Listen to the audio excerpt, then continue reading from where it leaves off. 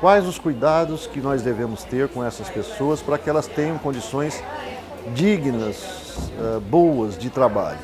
São várias questões que nós ainda estamos discutindo e, na busca de construir este novo saber, essa nova experiência, nós organizamos este evento com várias entidades, vários especialistas e com uma participação bastante rica de diferentes militantes da área da inclusão e da área da saúde mental. Nós não tínhamos espaço para o transtorno mental. Esta situação muda com a Convenção Internacional dos Direitos da Pessoa com Deficiência, a sua ratificação, nos colocou este novo desafio de aceitarmos também as pessoas com transtorno mental, mas desafio no sentido de, a exemplo que a gente já faz com os outros tipos de deficiência. Para cumprir a lei de cotas, a pessoa com deficiência. Eu e a minha equipe, nós só trabalhamos com pessoas com deficiência, só com vagas exclusivas. A gente trata de assuntos só sobre a lei de cotas. Existe uma outra equipe que trabalha com as vagas que são chamadas de regulares, ok? Então, de um lado eu tenho o trabalhador e do outro lado eu tenho o gestor. E no atendimento acontecem os encaminhamentos. Nós não ficamos nos encaminhamentos. Nós cuidamos dos trabalhadores dentro de uma proposta de orientação para o mundo do trabalho e com os gestores nós realizamos formações para que eles possam melhor compreender e quebrar as diversas barreiras em relação ao cumprimento da lei de cotas. Essa convenção ela traz no seu âmago, né, a garantia, né, da inserção social e como o seminário trata, né, da inserção pelo trabalho, né, é uma referência para o trabalho de inserção. Acho que não dá, e na verdade assim, é ilegal, né, deixar a pessoa não faz de conta. Você botar a pessoa numa mesa carimbando nada, né? Isso legalmente pode ser considerado como assédio, tá? Então, mas ao mesmo tempo mas ele não consegue entrar, né, na linha de produção, né? Ah, tá. Então, qual os passos para chegar na linha de produção, né? E vamos dizer que o cara nunca chegue lá, né? Mas ele vai ter que estar nesse caminho, né? Se o processo chama-se de evolução é lento, é nessa lentidão, né, que a pessoa vai ter que ser adaptada, né, e gradualmente inserida. Porque, como eu disse, o trabalho é um mote para interagir com outras pessoas, para produzir outras relações para ele e para os colegas, né.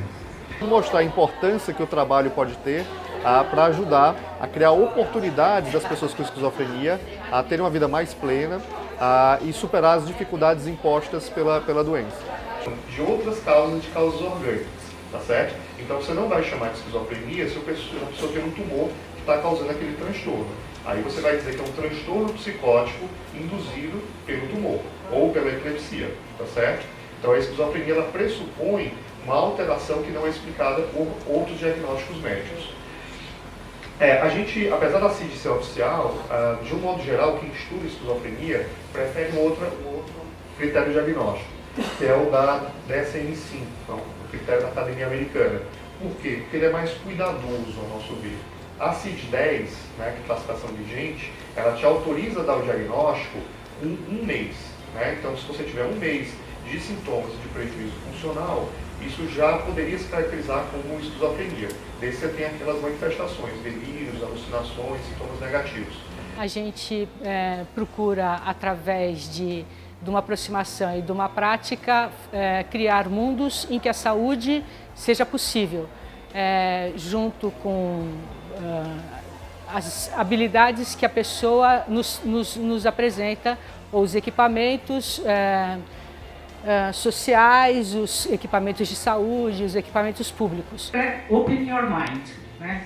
Você vai trabalhar com psicótico, meu querido, aprende a sambar, um pouquinho de samba, entendeu? Na verdade, a gente precisa começar a discutir as contrapartidas. Nós, do campo da saúde, precisamos ver por que a gente não pega a farmacêutica pelo pescoço, né?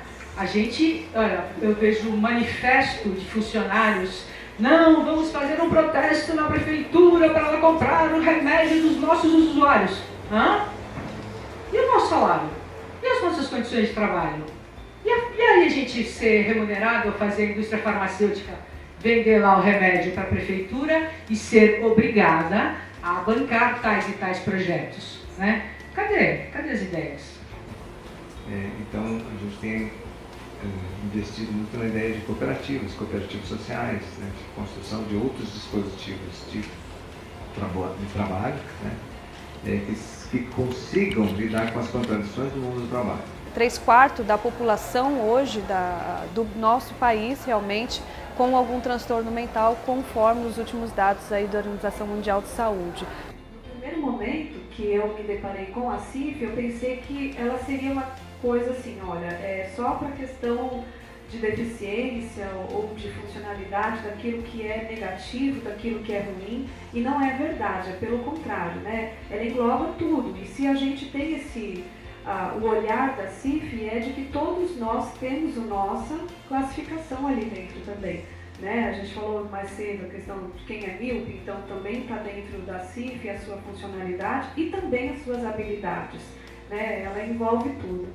A CIF hoje está dentro da história, da trajetória, né, das classificações aí de famílias de classificações em saúde. A trajetória dela dentro da Organização Mundial de Saúde vem junto com a construção também da CID, a Classificação Internacional aí de Doenças. Né? Aqui, que é a Associação Paulista de Desenvolvimento da Medicina, que é uma organização social grande, como foi dito anteriormente, inclusive tem parceiros e tem pessoas não só com deficiência, como também na área de saúde mental, espalhado por várias unidades.